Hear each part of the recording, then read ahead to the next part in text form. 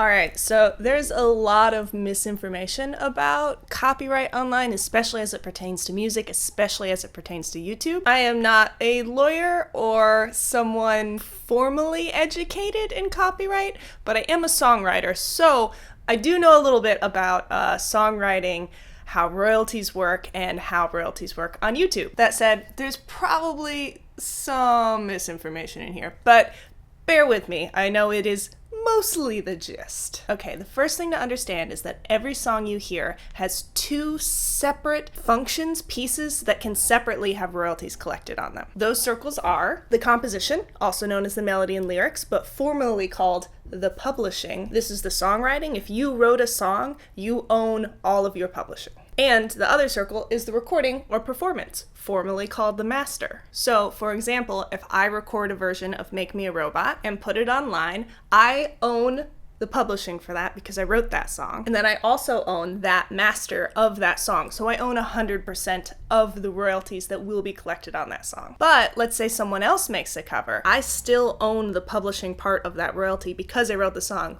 But I have no claim to their master because that's their version of my song. So these circles can be divided up in any way. There's no rules about how it has to be done. If you co-wrote a song, usually people do that 50-50. You can also sell some of your publishing. For example, I sold a quarter of my publishing on the Maybe Trap Mostly Troubled record because the group I was working with paid to have the record made and I didn't owe them anything on it. So they paid for the record in exchange for a quarter of that publishing. Let's just use that as an example. I wrote those songs by myself, but for the sake of this example, I'm going to say that I co-wrote all the songs with someone else. So myself and my co-writer, Sally, we used to own half of the songs, but then we decided to sell a quarter of the publishing to the label to have the record made. This means the label owns 25% of the songwriting, and then we split the rest halvesies. Now we record the record. Again, there is no one way to do this. These are just hypothetical numbers. But for the sake of explaining, let's say part of the deal for the label making the record is that they got 50% of the master. That's the recording of the song. And let's say the producer got 3% and the rest of the circle went to whoever was singing the song. In this case, me. So there we go. For this recorded record, the label takes 50, I take 47, and the producer takes 3%. You may be asking, why is this important? Why is it important that the publishing is a separate experience from the song recording? That's because you can write a song and 1 million people can do a cover of it. But it's still your song, but it's not your master. Their version is not your master. So that's why those are separate. If someone else did another version of the song, they may have a totally different way to split up their master, none of which I would have a cut of if I weren't involved in it. So royalties work different depending on the way the song is consumed. The way royalties are split up with a song sale is different than the way royalties are split up if it is licensed in a movie or commercial. So with song sale, and this is industry standard, I think this is like legally the way it is always done. A song sale, also called a mechanical royalty, is always going to be about 91% the master and 9% the publishing. So based on our hypothetical split on our publishing and master, here's about what this circle is going to look like for a song sale. If you're selling a song through iTunes, then it's going to be like 75 cents. This is how 75 cents is divided. This was surprising to me when I learned it because I feel like songwriting should be more valuable than 9%, especially for Sally, who is only getting a cut on the songwriting and none of the master. But maybe that's the way to incentivize people doing covers? I don't know. I didn't make the rules. So that's for song sales. Now, the other type of royalty is a sync royalty. This is if your song is licensed in a commercial, if it's licensed in a movie because it's being synced to the video. And in theory, it should be this for YouTube. We'll get into that later. So on the sync royalty, 50% master, 50% publishing. So here's what this circle looks like based on our hypothetical situation. Dang it, I did it the wrong way. Sorry, this is the master, this is the publishing. I should have read this before I filled the circle in. You can see now where being a songwriter starts to become more lucrative when the song is being synced versus when it's being bought. So that's kind of the meat and bones of understanding how everything else plays out in music copyright and in ownership and who owns what and why it can be so tricky to figure out who's what. Now, let's clear up some misconceptions, I guess, about copyright as pertains to both songwriters and YouTubers. True or false? If I cover a song that is not my own, I can't sell it, but I can give it away for free as long as I'm not making money off of it. That is false. So, although you own your master of that song and you can decide what you do with it, you don't own the publishing of that song. And even though you're not making money off of someone else's song, you are giving away someone else's idea and song for free. In fact, you can legally sell a song.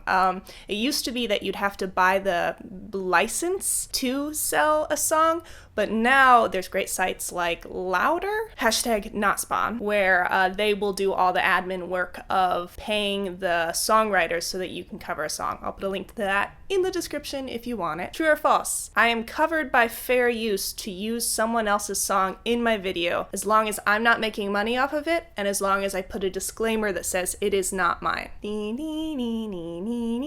That is mostly false. So again, even if you're not making money off of it, you're still using someone else's publishing and master, which is something that they're trying to make money off their ideas. So if their song is available in your video, even though you're not making money off of it, you're still giving away their product for free. It doesn't matter if you say you're not trying to claim use for the song, that is still technically and legally not okay. Now, where we get into kind of a gray zone with this is that YouTube has enabled labels and songwriters to monetize your video that uses their song. So even though it isn't technically legal, it's like now it sort of doesn't matter. I don't want to say it doesn't matter, but it sort of doesn't matter. As long as you don't mind someone else monetizing your video, basically you're gonna be okay. And I said earlier, this is kind of a gray zone on YouTube because, if you're covering a song, you own your master. Whoever's claiming it is only entitled to the publishing part of the audio, which is still only a quarter of what the video is.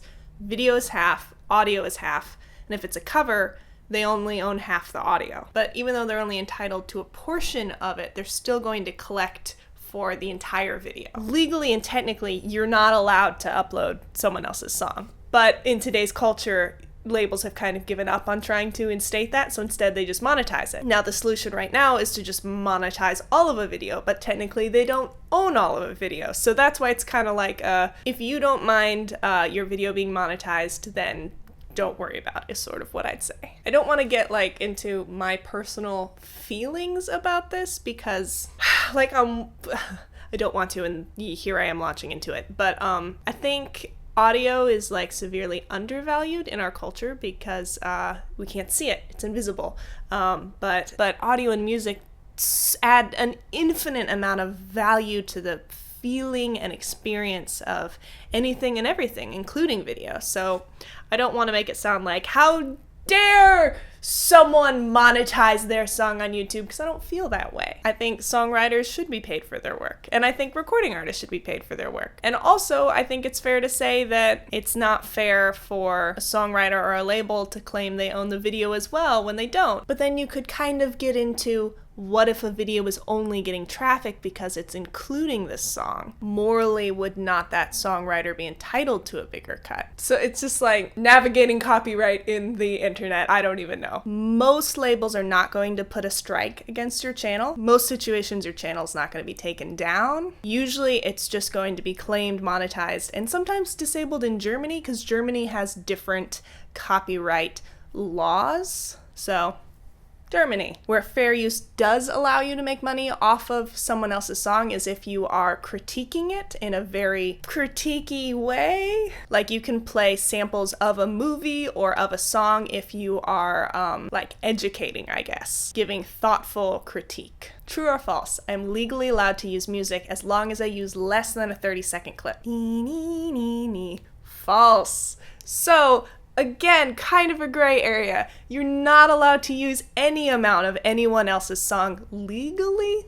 I didn't need to put legally in quotes there. But this came about because it used to be that YouTube's automatic, not algorithm, I can't remember what the word is, YouTube's automatic claiming of videos could only claim things that were more than 30 seconds.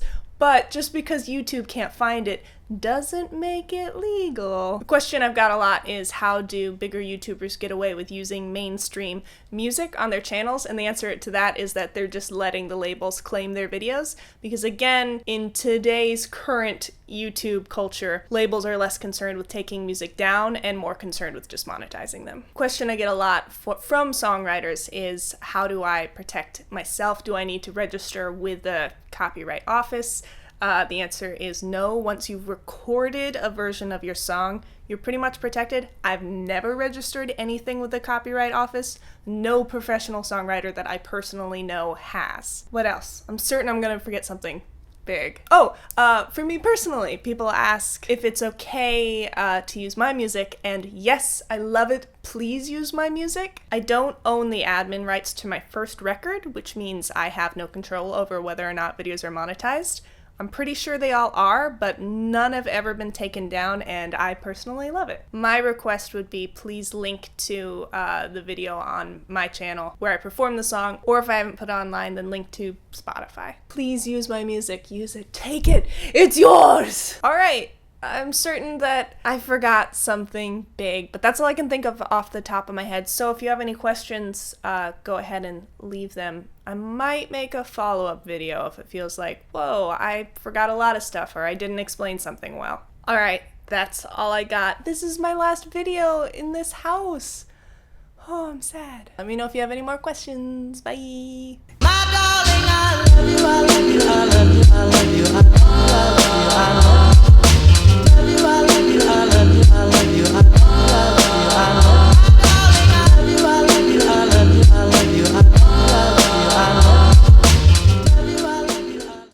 Ooh, I'm gonna get my phone and ask, where did I leave my phone? What's it like to know where your stuff is?